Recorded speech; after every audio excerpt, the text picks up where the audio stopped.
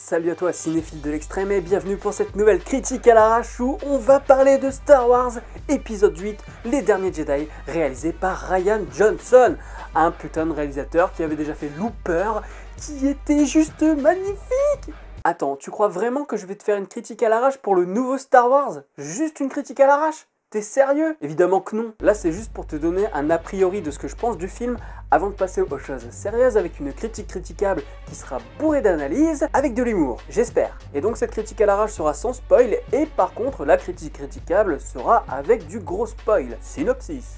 L'épisode 8 commence là où l'épisode 7 nous a laissé, ce qui est plutôt rare, hein. Généralement il y a quand même quelques ellipses, hein. Il y a toujours quelques mois qui se sont passés. Là t'as l'impression que ça se passe juste derrière, hein. Limite, t'as l'impression que c'est une série et que la série elle s'est arrêtée il y a 2 ans et qu'on te balance la suite que maintenant. Donc t'as épisode 1, épisode 2, épisode 3. Peut-être que l'épisode 3 il y aura une petite ellipse, hein, mais ça c'est pas dit. Donc ce qui se passe c'est que il y a toujours le premier ordre qui fout la merde.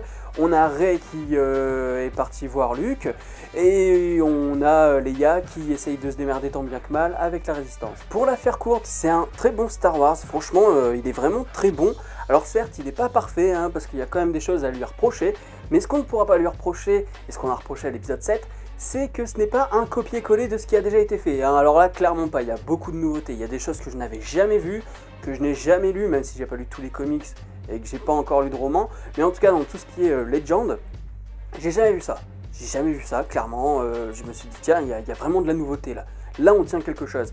Et donc c'est là où tu vois que Rian Johnson, qui avait écrit Looper et réalisé Looper, eh ben on peut lui laisser écrire quelque chose de très bien. Voilà, c'est voilà, tu laisses ton film à quelqu'un qui sait écrire, ça fonctionne, voilà.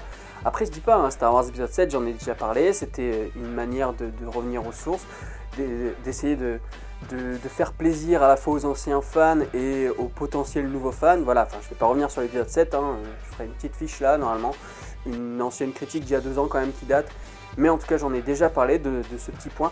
Mais là, voilà, on a de la nouveauté, on a des choses très intéressantes au niveau de l'image, du travail de l'image, travail du son aussi, travail du son, ça c'est assez rare dans les Star Wars parce que les Star Wars ont tendance quand même disons que en fait toute la musique de John Williams, qui pour le coup n'est pas ouf hein, clairement, mais je développerai ça plus tard dans la critique critiquable. Là on sent que des moments il y a des temps d'arrêt dans la musique, un peu comme il y avait dans La Menace Fantôme contre Dark Maul. Il y a un moment, voilà, c'est tendu, mais là il y a vraiment un travail au niveau du son et du silence, donc voilà, il y a vraiment de la nouveauté.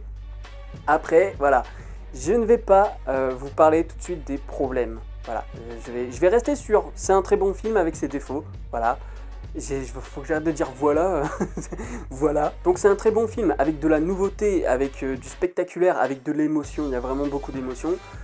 Mais là où, et c'est sur ça que je vais m'arrêter, c'est qu'il y a des petits problèmes et je ne dirai juste qu'un mot.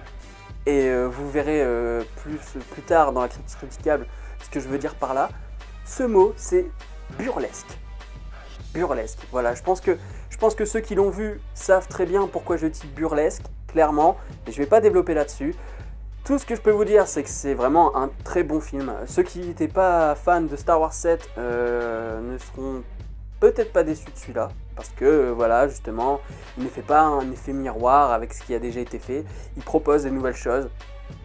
Il y a ses défauts, comme je l'ai dit, mais ça je développerai plus tard. Si j'ai une note à lui donner sur top 250, ce serait très bon, voilà, tout simplement.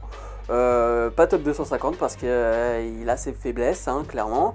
Et puis voilà, je vous dis à la prochaine pour la critique critiquable. Alors certes, c'est une vidéo courte, mais c'est juste un petit avis à chaud avant de passer aux choses sérieuses avec de l'analyse et de la bonne rigolade. Salut!